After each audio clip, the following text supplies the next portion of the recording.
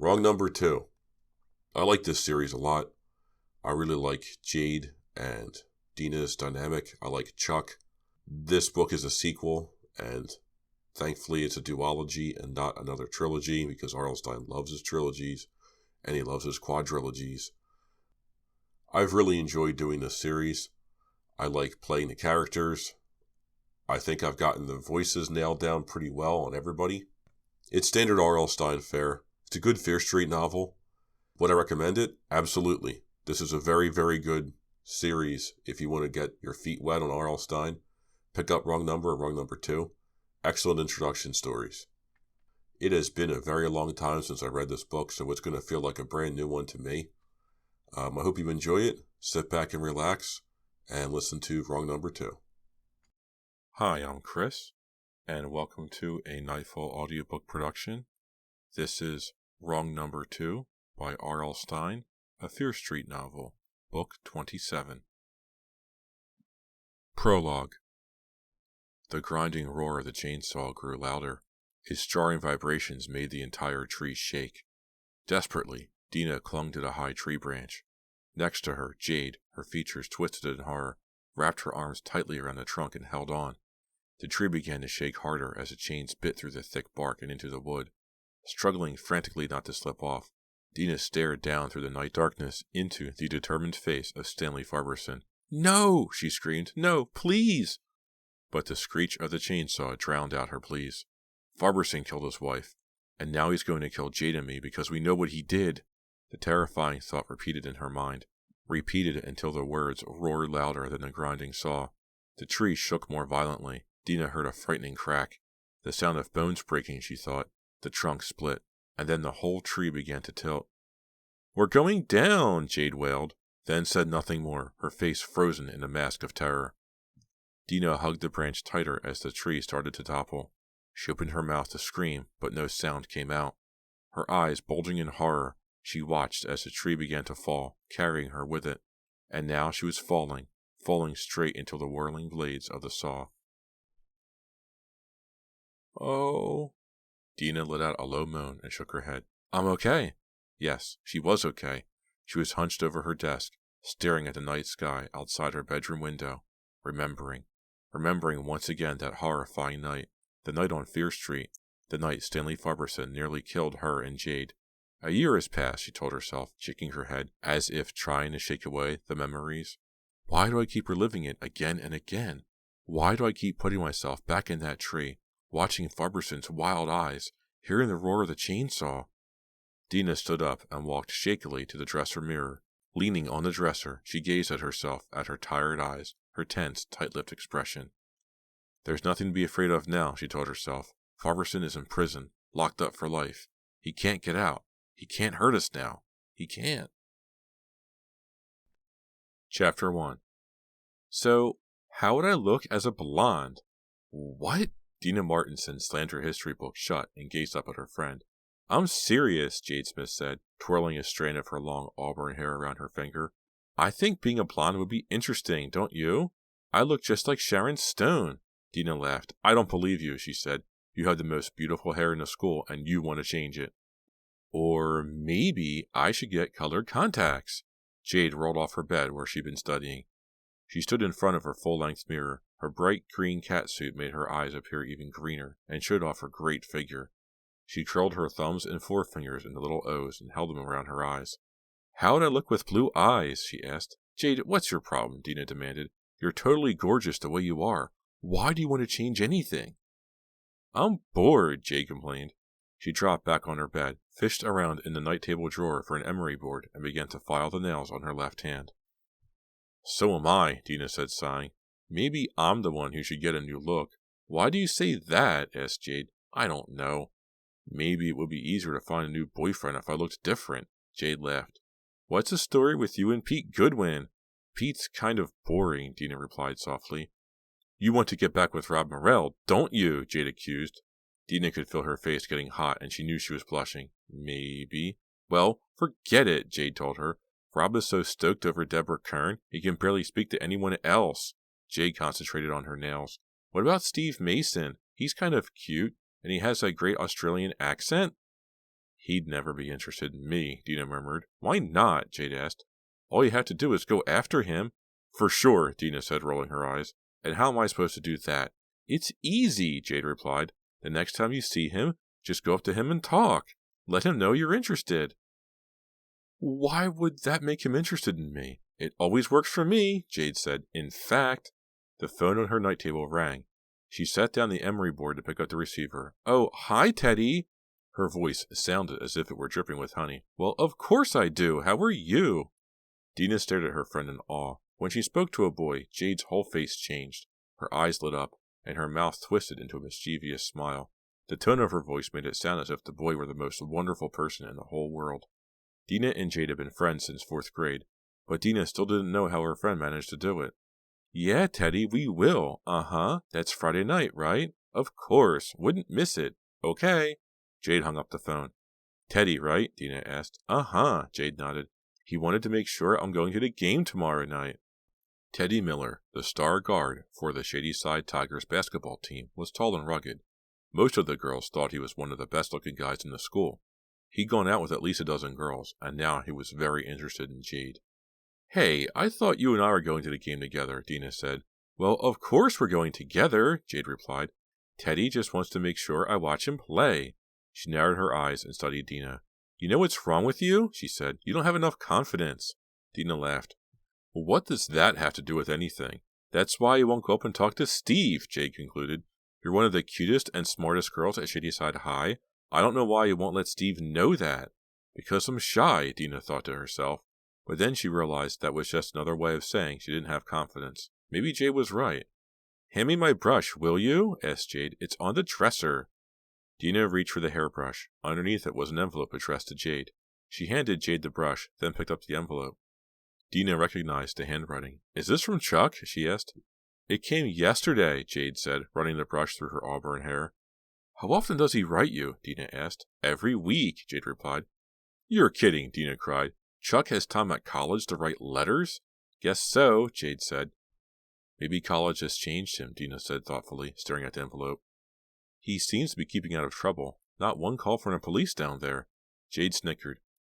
Your half-brother is a wild man, all right. I think he's the most hot-headed guy I ever met. She continued brushing out her hair. Hot-headed is one word for it, Dina thought darkly. Crazy is another. But maybe Chuck has learned to control that temper of his. She felt the memories of last year pushing their way back into her mind. She remembered Chuck making those stupid phone calls, calling phone numbers at random, just for laughs. But the laughs had ended when Chuck dialed a number on Fear Street, Stanley Farberson's number. Chuck had called it a bad time. Farberson was about to murder his wife. Her screams in the background forced Dina, Jade, and Chuck to go to their house to investigate, to get involved in a horrible murder, to nearly get themselves killed too, all because of Chuck. Sometimes he writes more often, Jade said. He's really become kind of sweet. Too bad I don't have time to answer. What do you mean you don't have time? Dina accused. You know I like Chuck, Jade explained. But really, he's off in college and I'm here in Shadyside. Am I supposed to pine away for him? Dina didn't answer for a moment. Jade always went from boy to boy. But somehow it made a difference when it was Dina's own half-brother. Does Chuck know you're going out with Teddy and the other guys? Dina asked. I don't know what Chuck knows, Jade answered sharply. I mean, what Chuck doesn't know can't hurt him, right? I guess, Dina muttered. She felt annoyed. It wasn't as if Jade and Chuck were engaged or anything, but it seemed to Dina that they were right for each other. If Chuck finds out and loses his temper, Dina started to say. No problem, I can handle Chuck, Jade assured her. She finished brushing her hair and stood up. I'm going to get some chips or something downstairs. Want a Coke? She asked. Without waiting for an answer, Jade started down the hall. As she did, the phone rang again. Would you get that for me? She called back. Sure, Dina said. She picked up the phone. As a goof, she decided to try to imitate Jade's honey-dripping voice. Hello, she purred. Is this Jade? The voice on the other end growled. Who is this? Dina asked, her heart pounding. This is your wrong number, Jade, the deep voice rasped. Huh? My what? This is your wrong number. I'm coming to disconnect your line. Real soon. Chapter 2. Who was it? Jade asked, walking back into the room. She set a bowl of chips on the dresser and handed Dina a can of Coke. I think it was a wrong number, Dina stammered. I get a lot of wrong numbers, Jade said, chewing on a large potato chip. I wonder if... She stopped when she saw Dina's expression. Dina? You look weird. Is something wrong? It was the call, Dina explained. He said he was your wrong number. What's that supposed to mean? Jade, it sounded like Mr. Farberson, Dina cried. His voice is all deep and hoarse. You're kidding, Jade said, surprisingly calm. She reached for another handful of chips. It couldn't be him, Dina. No way. I know, Dina admitted, but he had the same kind of scary voice, and he said he was coming here or something. No way, Jade repeated. Farberson was sentenced to 20 years? He won't even be up for parole for years. Well, Dina thought about it a moment. You're right, I know you are. But I can't help being upset whenever I think about him. I still have nightmares about what happened. So do I, Jade admitted. I mean, he nearly killed us after all. It's hard to believe it all started with a phone call. A prank call, Dina added, but it was so much fun, at least at first. I loved it when we started calling up those guys, Jade said, grinning. Remember putting on those sexy voices and trying to convince them we were secretly in love with them? What a crazy thing to do! But it stopped being fun once Chuck got involved, Dina reminded her, especially when he started making threatening calls. Chuck is a bad dude, Jade said, snickering. She offered Dina the bowl of chips. That call you just answered was probably some jerk from school trying to scare us. After all, everyone in Shadyside knows what happened last year. Yeah, probably, Dina replied thoughtfully, but it was still kind of frightening. Forget about it, Jade said firmly. Here, have some potato chips. Live dangerously. Dina's call came a little before midnight. She had just turned out the light and was drifting off to sleep. The ringing phone jarred her awake. Hello? She murmured, her voice clogged with sleep. Dina. Dina Martinson, the voice on the other end whispered. Yes? Fear rushed in. I called your friend earlier, the voice rasped. Who is this? Dina demanded, sitting up, her heart pounding. Let's just say I'm an old friend, someone you haven't seen for a long time. What do you want? Dina cried shrilly. She suddenly felt angry. It couldn't be Farberson. He was in prison. So, who was making these calls? What do you want? Dina shouted. Revenge, the voice whispered. Dina heard a click. The line went dead. The next morning, Dina struggled to pay attention in algebra, but she couldn't get her mind to concentrate on numbers.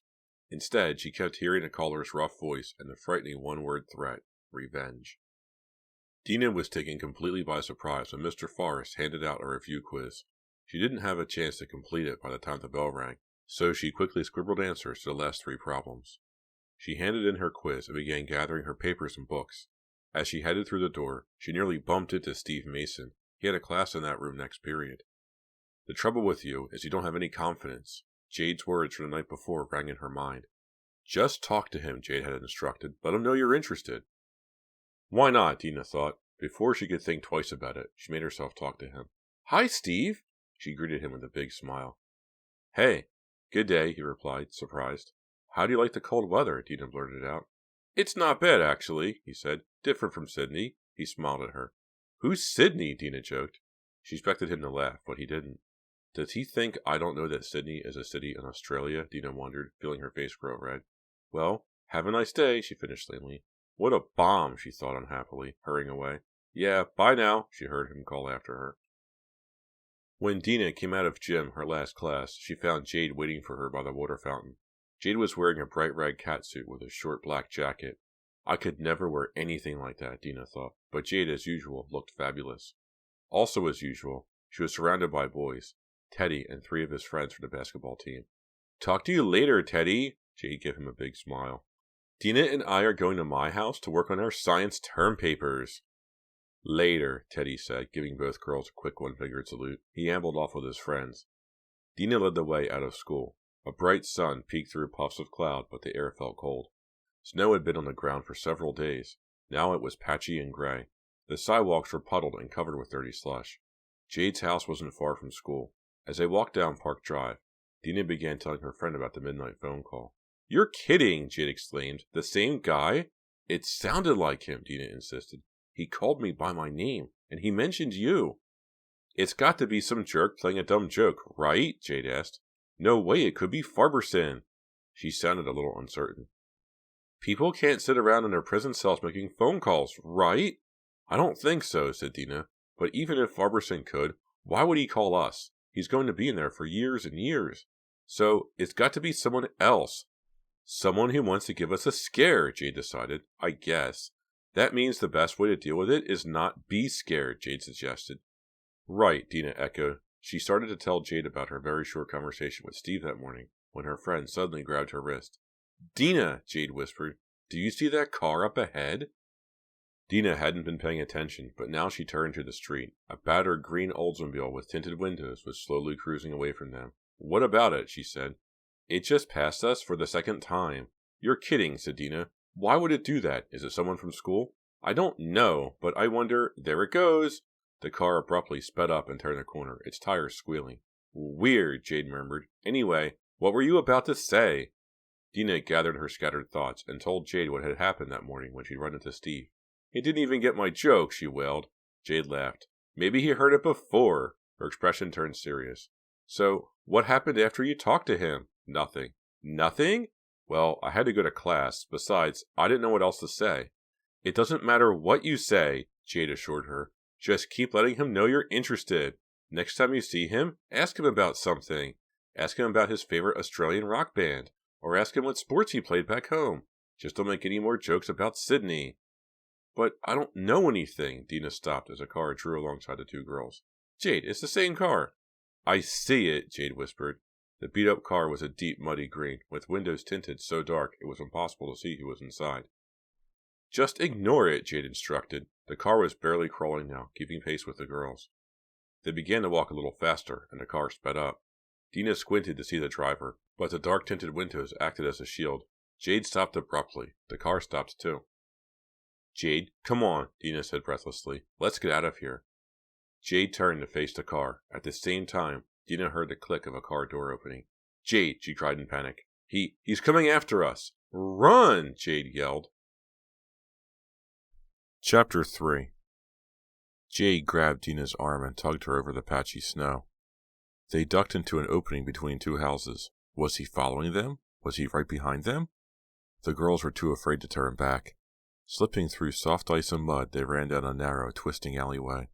By the time the concrete wall that surrounded Jade's yard appeared, Dina was struggling to breathe. A sharp pain stabbed at her side. Come on, Jade gasped, pulling open the gate. Panting, Dina ducked inside to the safety of the yard. Jade slammed the gate. Then, sucking in deep breaths, she poked her head over it and peered back the way they had come. No one there, she reported. But that car was definitely following us, Jade insisted, still breathing hard. Maybe the person just wanted directions, Dina suggested, waiting for the pain in her side to fade. Maybe, said Jade, but I don't really believe that, and I don't think you do either. You don't think it was the same person who made the phone calls, do you? Dina asked. I don't know what to think, her friend stammered, but I don't want to take any chances. Let's go inside. The next day, Friday, her frightening run down the alley lingered in Dina's mind as she made her way through the halls of Shadyside High. Steve Mason, where are you? She wondered to herself. She had decided to try to talk to him again, but she hadn't seen him all day. Was he out sick? No. Turning a corner, Dina caught a glimpse of him going into the science lab. He wasn't alone. He was walking with Bree Wade, one of the tall, dark-haired Wade twins. They were walking close together and sharing a laugh. Of course, Dina thought bitterly. Why did I ever think I could go after a boy the way Jade does? Forget about Steve, she told herself.